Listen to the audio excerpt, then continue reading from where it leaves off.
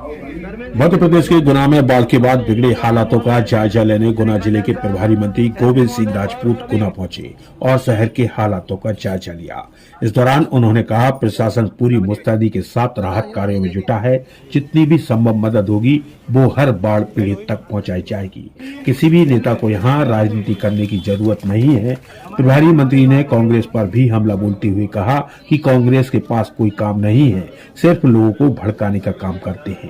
जब उनकी कांग्रेस सरकार थी तब 200 रुपए 400 रुपए का मुआवजा मिलता था और कई बार तो लोग 500 रुपए का चेक फाड़ कर फेंक देते थे।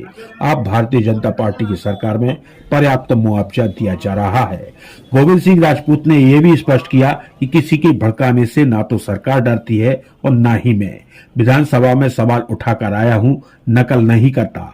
जीतू पटवारी अब विधायक नहीं है तो वो कांग्रेस के अध्यक्ष के नाते उनके भी प्रभारी भोपाल आए हैं। उनको भी दिखाना जरूरी था कि मैं दौरे पर जा रहा हूं, तो वो दिखाने आए हैं। मैं वास्तव में इसलिए आया हूं कि मेरा परिवार क्षेत्र भी है और हमारे परिवार के लोग भी यहाँ रहते हैं।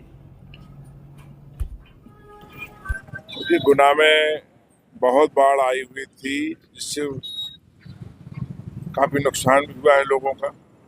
लेकिन मुझे खुशी इस बात की है कि प्रशासन ने पूरा ध्यान दिया है और जो भी आवश्यक कदम उठाने थे प्रशासन ने पूरे कदम उठाए हैं। यहाँ खाने पीने की व्यवस्था भी समय से की गई, लोगों के लिए सुरक्षित स्थान में पहुंचाया गया। और मैं ये फतेहगढ़ होके आ रहा हूँ, फतेहगढ़ में भी लोगों के लिए एक स्कूल में रखा गया है 3 दिन से, उन्हें खाने पीने की व्यवस्था की जा रही है। अभी हमने सबके सर्वे के आदेश दे दिए हैं, सर्वे चल रहा है। सर्वे के बाद में जिनको भी जो भी हानि हुई है, पशु हानि हुई है, मकान टूटा है या मकान के अंदर का सामान गया है, उस सबका सर्वे के बाद जो भी संभव होगा मुआवजा मिलेगा। कोई भी कमी नहीं रहने दी जाएगी।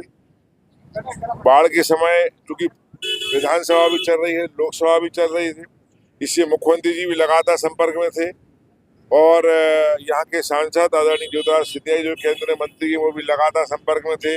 मिलिट्री की व्यवस्था भी यहाँ करवाई थी, हेलीकॉप्टर भी भिजवाने वाले थे कि ऐसा ना हो कोई जनहानि हो जाए।